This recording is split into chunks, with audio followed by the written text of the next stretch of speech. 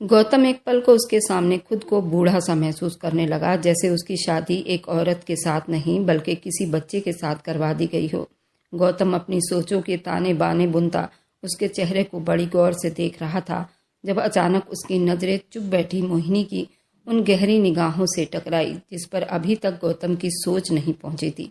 वह एकदम ठिठक गई। उसकी आंखें जो ऐसा असर दिखा रही थी जैसे बहुत समझदार हो उससे बातें कर रही हो, एक अजीब सी कसमुकस थी उन आंखों में जो गौतम के दिल को अपनी तरफ खींचने लगी थी। तभी वह खुद को संभालता उसके सामने अपनी ठाकुरों वाली शान में आता हुआ बोला, मैंने तुम्हारी बड़ी तारीफें सुनी थी मेहमानों के मुंह से। ये मोहिनी है, लेकिन तुम तो बच्ची हो। मैंने सोचा भी नहीं था कि मेरी जिंदगी की जीवन साथी एक बच्ची निकलेगी। मुझे क्या अब तुम्हें पहले पाल पोस कर एक औरत के रूप में ढलने का इंतजार करना होगा? जिंदगी के जीवन साथी के तौर पर मेरी सोच एक बच्ची नहीं बल्कि भरपूर औरत की थी, जिसके साथ मैं अपने जीवन के आनंद ले सकता था। मेरे कदम से कदम मिलाकर चलती, लेकिन तुम्हें देखकर लगता है जिसे तुम्हें कुछ मालूम ही नहीं। ये मत समझना कि मैं औरतों के पीछे भागने वाला मर्द, उनके बारे में बड़ी दिलचस्पी लेने वाला आदमी हूँ, लेकिन मेरी अपनी भी कोई सोच है। अपने धर्मपत्नी के लिए मोहिनी, जो गौतम की बातों को सुनकर नासमझी से हैरान होती हुई बस उसे देखे जा रही थी। गौतम को लगा वह अभी उससे कुछ कहेगी, लेकिन वह अपने होंठ सीकर बस चुप बैठी थी। मैं बहुत थक गया हूँ, आराम करना चाहता हूँ। तुम भी कपड़े चेंज करके आराम कर लो। जब गौतम को हार मानकर उसके पास से उठना पड़ा, वरना शायद वह सारी रात ऐसे ही मूर्त बनी बैठी रहती। अगले दिन सुबह पूजा आराधना के टाइम उसने आंख खोल कर देखा तो कमरे के अंदर कोई नहीं था। वह एक पल को घबरा गया कि नई नवेली दुल्हन है, आखिर कहाँ है। जब उसने बरामदे में बने तुलसी के पौधे के पास मोहिनी को देखा, जो पूजा करने में बहुत व्यस्त थी, इसका मतलब था कि उसकी माँ की तरह ये औरत भी बहुत ही धार्मिक और धर्म को मानने वाली है। गौतम को ये मंजर देखकर अच्छा नहीं लगा। जब उस लड़की के तरफ से मुंह फेर कर फिर गहरी नींद की वादियों में डूब गया। सुबह देर से उठने के बाद गौतम बिना मोहिनी पर नजर डाले घर से बिना किसी को कुछ बताए चला गया, और अब सुबह से रात होने को आई थी। गौतम का कोई अता पता नहीं था। शादी का दूसरा दिन था। अब तो ललिता भी उसकी हरकत से परेशान हो गई। जब उन्होंने मोहिनी को उसके कमरे में जाकर आराम करने को कहा, सर झुकाकर मासूमियत से वह उनके हुक्म को मानती अपने कमरे में आ गई। गौतम बंगले के दरवाजे से अंदर आता दिखाई दिया। ये क्या तरीका है गौतम बेटा? शादी का दूसरा दिन है और तुम अपनी नई नवेली दुल्हन को यूं इस तरह अकेले छोड़कर कहाँ घूमते फिर रहे हो? वो क्या सोच रही होगी तुम्हारे बारे में? ललिता जी नाराज नजरों से बेटे को देखते हुए शिकायत भरे अंदाज में बोली थी। कुछ नहीं सोच रही होगी, क्योंकि उसके पास मैच्योर औरत का दिमाग ही नहीं है। अभी बच्ची है, और आपने शायद मुझसे कहा था कि मैं जो मर्जी करूं शादी के बाद। अब तुम मेरी शादी हो गई है, आपने अपनी मर्जी तो कर ली, अब मुझे मेरी मर्जी की जिंदगी जीने दो। मुझे मेरे हाल पर छोड़ दो। ये थानेदारों की तरह मुझसे सवाल जवाब करना बंद करो। गौतम बदतमीजी से बोला। आगे बढ़ने लगा जब उसने अपने पीछे माँ के गम में डूबी आवाज सुनाई दी। आज जिस मोहब्बत का दम भरते फिर रहे हो ना, उस बदचलन औरत के साथ संबंध बनाए हुए हो ना, याद रखना ये सब तुम्हारे बुरे कर्मों में लिखा जा रहा है। फिर अगर इस तरह गलत संबंध के बाद भी तुम शादी कर लेते हो, अपनी धर्म पत्नी पर ध्यान नहीं देते, तो भी तुम्हारे ऊपर पाप लिखा जाएगा। तुम उस गलत रिश्ते में कभी भी खुश नहीं रह सकते। किसी न किसी दिन तो एक दूसरे से नफरत हो जाएगी जब उस बदचलन लड़की को किसी और के बाहों में देखोगे, क्योंकि तुमने एक पवित्र रिश्ते की शुरुआत की है, उसके बाद भी तुम बाहर उस बदचलन लड़की के साथ गलत संबंध बनाकर बैठे हो। तुम कभी खुश नहीं रह पाओगे। सबसे पवित्र रिश्ता पति पत्नी का रिश्ता होता है। इस रिश्ते से भगवान भी इतना खुश रहता है। तुम ऐसे रिश्ते को धुतकार रहे हो। भगवान तुम्हें कभी खुश नहीं रखेगा।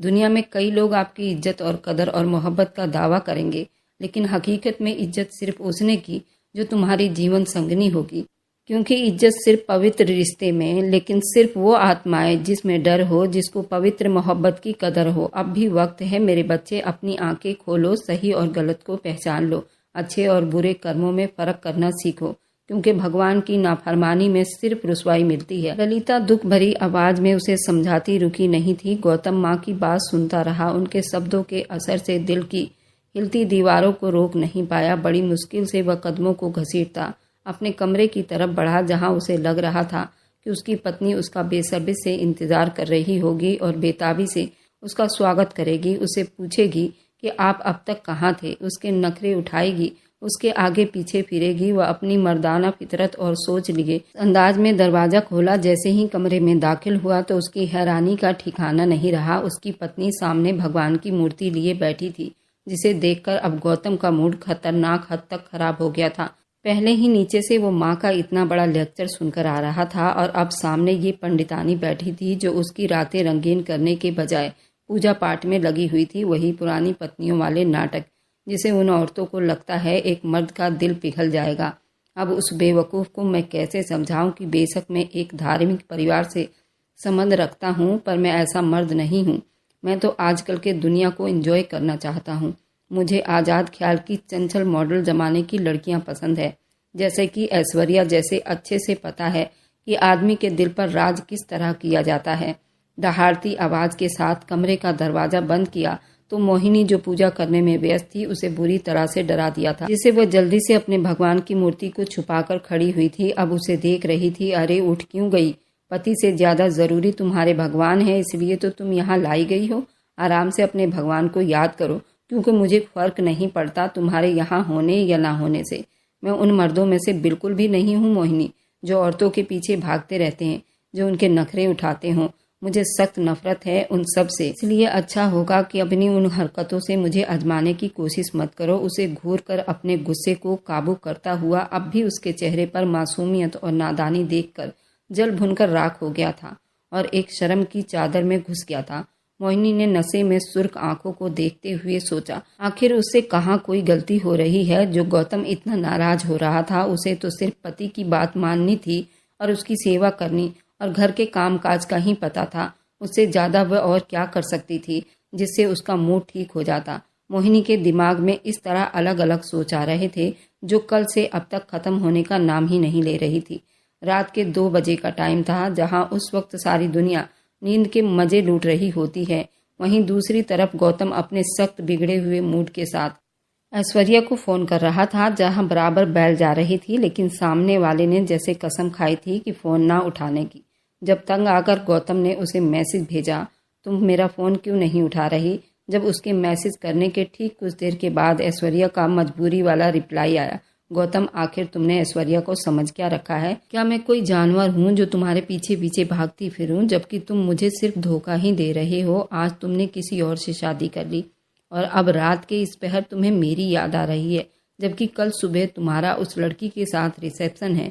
मुझे क्या मिला तुमसे मोहब्बत करके? बस रुसवाई और बेवफाई, इंतजार, तन्हाई, और जो कुछ भी मिला स्वर्ग उस राजपुतानी को ही मिला।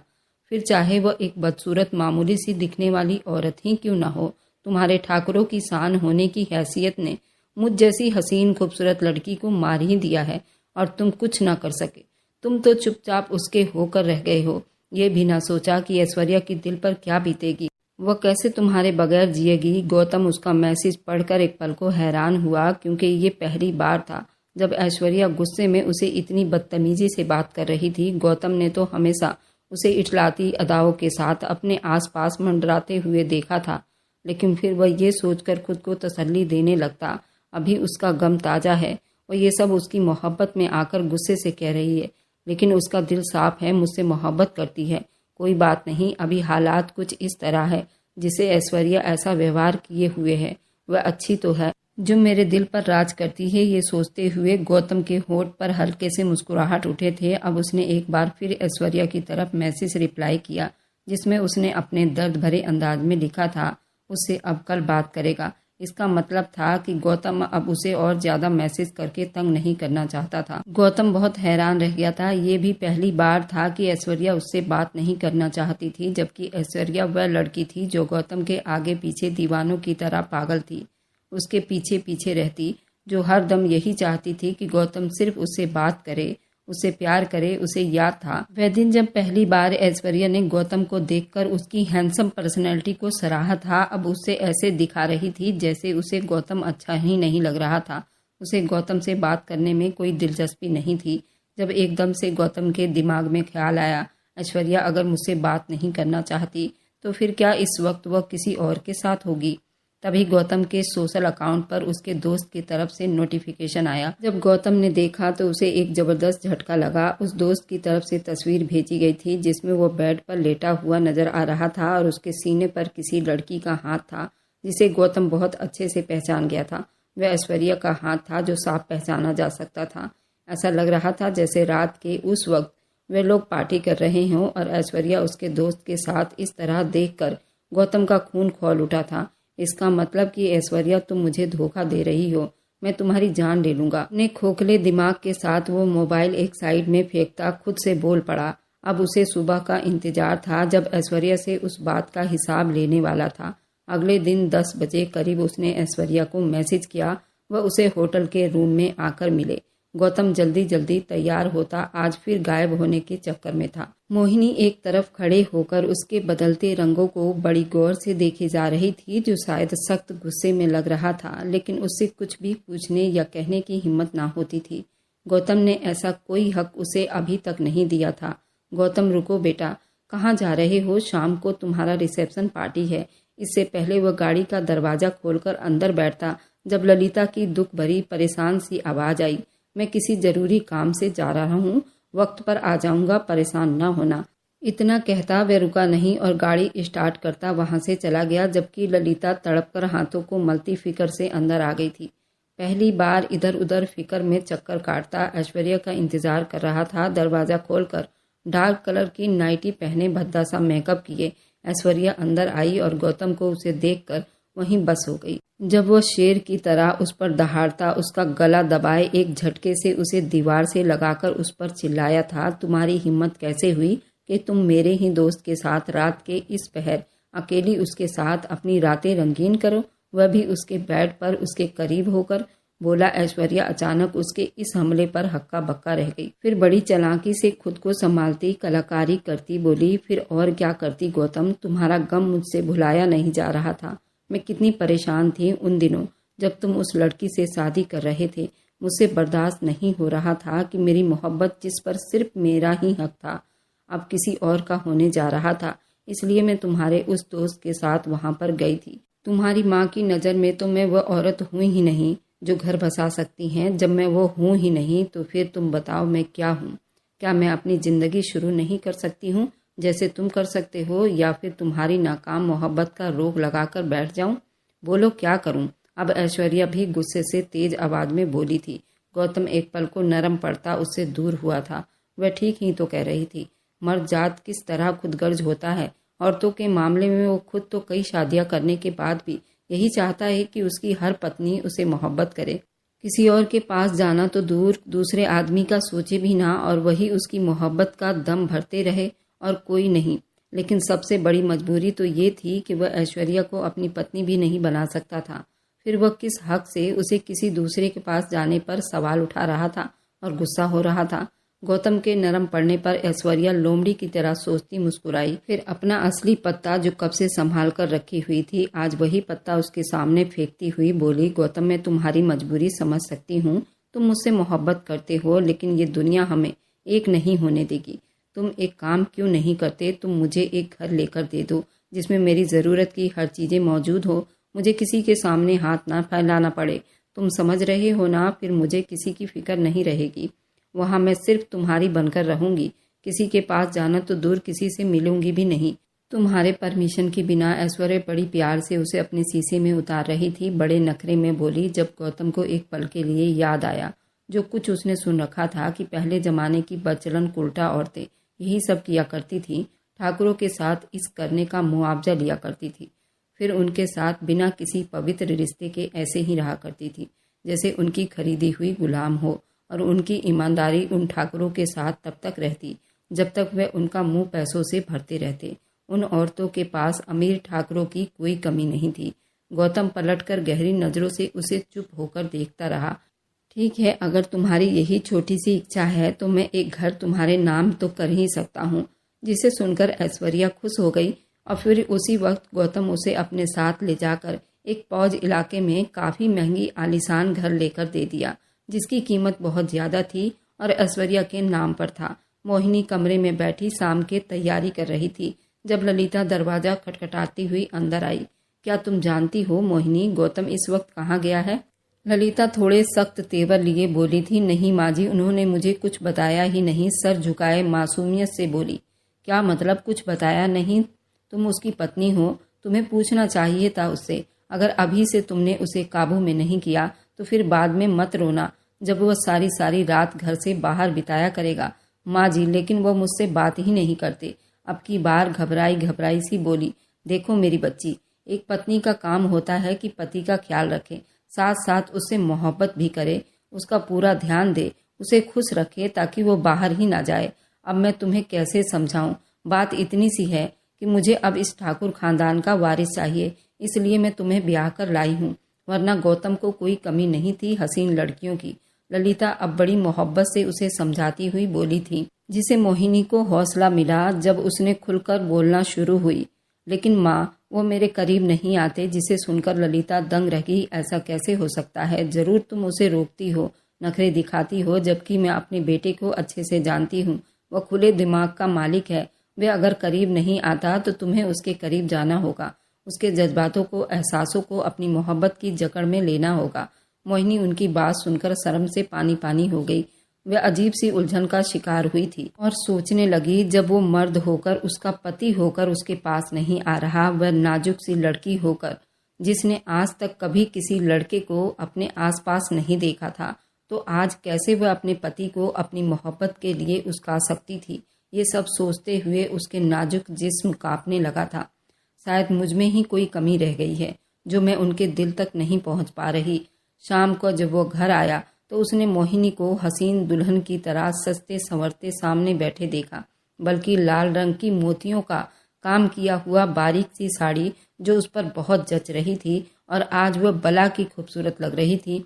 मोहिनी अचानक गौतम को देखकर शर्म से लाल हो गई। गौतम, जिसका मूड पहले से ही ऑफ था क्योंकि वह इतना बड़ा घर जिसकी कीमत करोड़ों की थी ऐश्वर्या के नाम कराया था, अब एक अजीब से एहसास से लड़ रहा था। उसने ऐश्वर्या को आज अपने दिल से उतरता हुआ महसूस किया, लेकिन जब उसने मोहिनी को उस रूप में देखा तो एक पल को उसका दिल धड़का था। उसने अनजाने में ऐश्वर्या का तुलना मोहिनी से किया। वह कितनी मासूम और कितनी खूबसूरत और कितनी पर्दे वाली और भला की खूबसूरत लग रही थी, और ऐश्वर्या इतने मेकअप करने के बाद आज मुझे बूढ़ी नजर आ रही थी। और मोहिनी उसके आसपास उसका ख्याल रखती, ना कभी कोई शिकायत करती थी, ना कोई फरमाइश। वह कितनी प्यारी औरत थी। अपनी सोच को झटकता, अब उससे नजरें चुराता वह शाम के फंक्शन के लिए तैयार होने चला गया। रिसेप्शन पार्टी में हर कोई उन दोनों को साथ देखकर तारीफों के पुल बांध रहा था। कोई उन्हें कुछ कहता तो कोई उन्हें कुछ कह रहा था। वे दोनों एक साथ इतनी खूबसूरत और कमाल की जोड़ी लग रही थी जिसे एक दूसरे के लिए ही बनाए गए हों।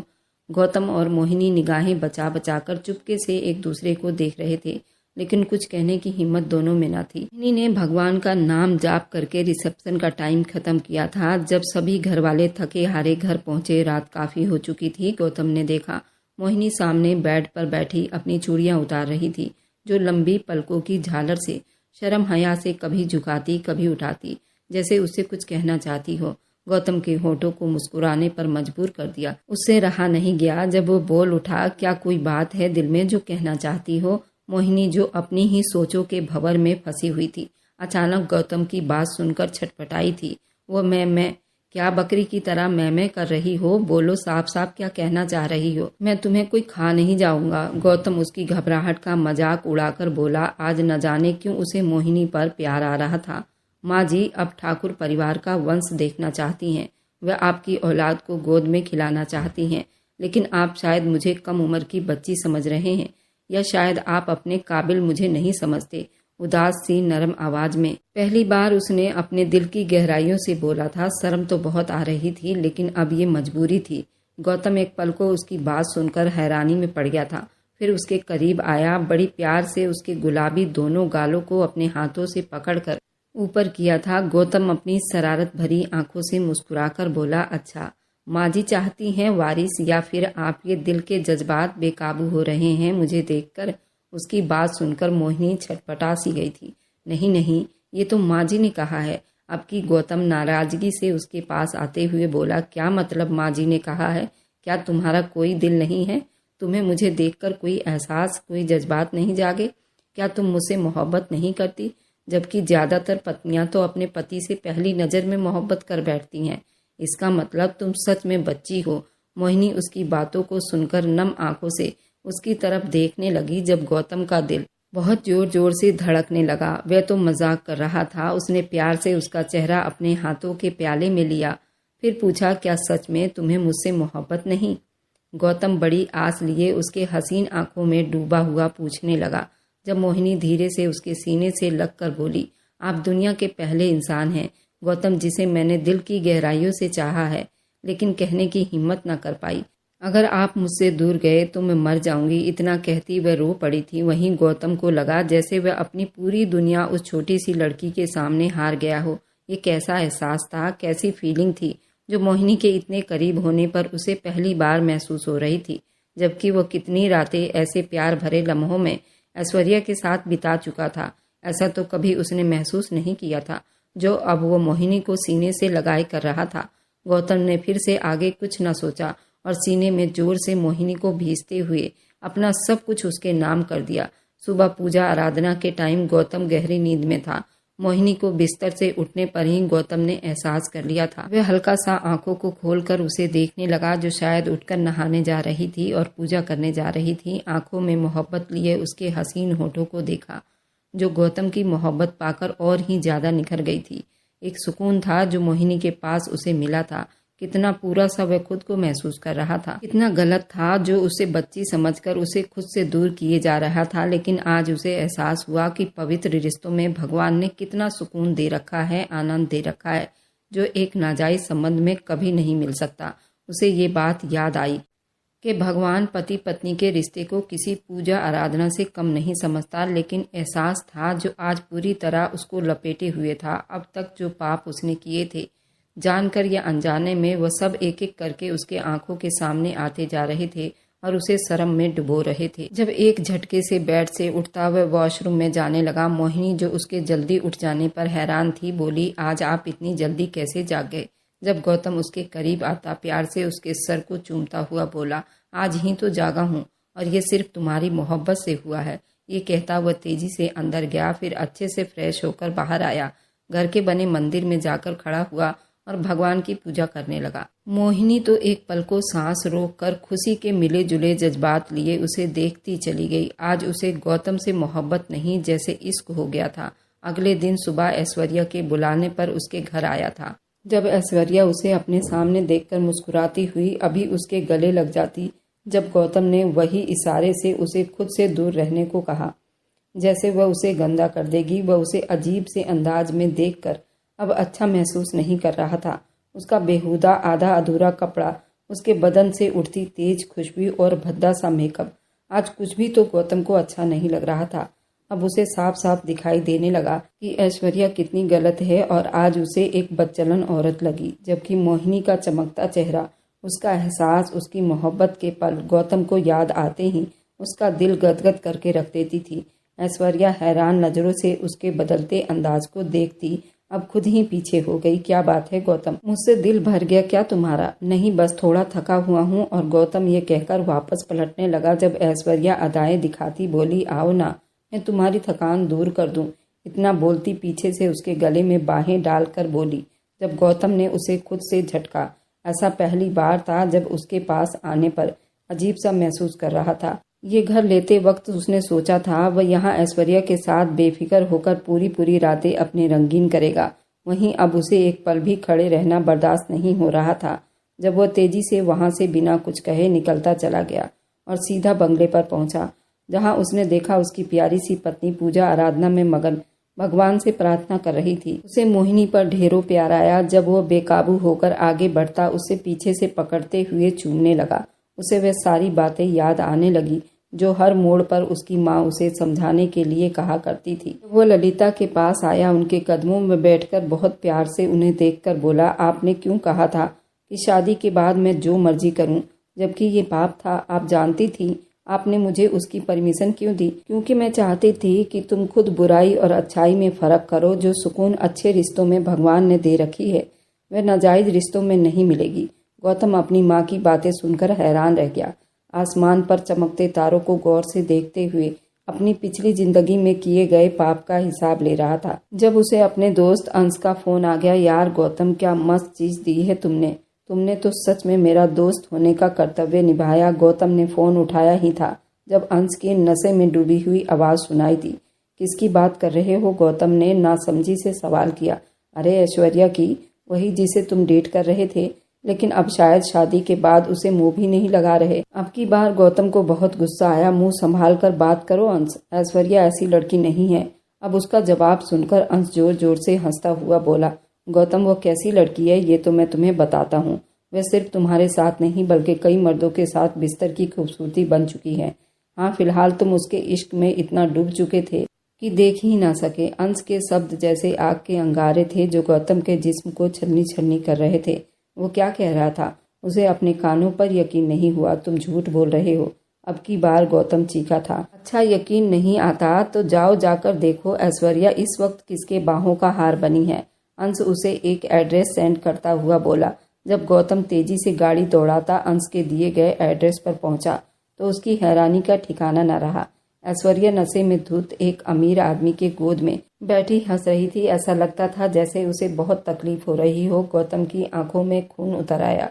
इसलिए नहीं कि वह उसकी मोहब्बत थी, बल्कि इसलिए कि अब तक वह उसे धोखे दे रही थी, उसका इस्तेमाल कर रही थी। अपने बेवकूफ़ी के लिए ऐश्वर्या पर जोर से चीखता। जब ऐश्वर्या उसकी आवाज़ सुनकर डर कर अपनी जगह से उठ खड़ी हुई, लड़खड़ाती उसके पास आई। गौतम, तुम यहाँ कैसे आए? जब गौतम एक थप्पड़ जोर से उसके मुंह पर दे मारा और उसने उंगली उठाकर उसे वार्निंग की, अपने गंदे मुंह से मेरा नाम मत लेना। मैं तुम्हें समझने में बहुत देर कर दी, लेकिन अब मैं तुम्हारी हकीकत जान गया हूँ। तुम असल में अपना जिस्म बेचने वाली एक गंदी औरत थी जो अपने झूठे हुस्न और नखरों से मुझे फंसाने की कोशिश में लगी हुई थी। खैर, आज मैंने सब कुछ अपनी आंखों से देख लिया है। अब मैं तुम्हारे जाल में फंसने वाला नहीं। गौतम गुस्से से वहां से घर चला आया। घर आया तो मोहिनी उसके इंतजार में बैठी थी, जो गौतम के घर आते ही उसके पैर छुए और उसके सीने से लग गई। गौतम को लगा जैसे पूरी दुनिया मेरे कदमों में है। मोहिनी को चूमता उसे खुशी से गोद में उठा लिया। मोहिनी भी उसके इस तरह प्यार करने से तड़प उठी। मोहिनी को लगा जैसे पूरी दुनिया उसके कब्जे में है। इसी तरह अब उनका प्यार रोज एक नया इतिहास लिखती थी और कुछ दिनों के बाद उन दोनों की एक प्यारी सी बेटी हुई, जिसे गौतम देखकर खिल उठा था। और मेरी वीडियो जहां से भी आप लोग देखते हैं, कमेंट में अपने शहर और राज्य का नाम जरूर बताइए। मुझे आप लोगों के कमेंट पढ़ने में बहुत ही आनंद आता है और उन सभी का मैं बहुत बहुत धन्यवाद करना चाहती हूँ जो लोग मेरी वीडियो को देखते हैं और लाइक करते हैं और आगे शेयर करते हैं। अगर आपको आज की कहानी पसंद आई है तो वीडियो को जरूर लाइक कीजिएगा और अपने दोस्तों के साथ शेयर भी कीजिएगा। और हाँ, अगर आपने अभी तक मेरे चैनल को सब्सक्राइब नहीं किया है तो ज़रूर सब्सक्राइब कर लें। मिलते हैं हम अपनी कल की एक और नई दिलचस्प कहानी के साथ। मुझ पर सदा अपना प्यार और स्नेह बनाए रखें। सभी को मेरा प्यार भरा नमस्कार दोस्तों।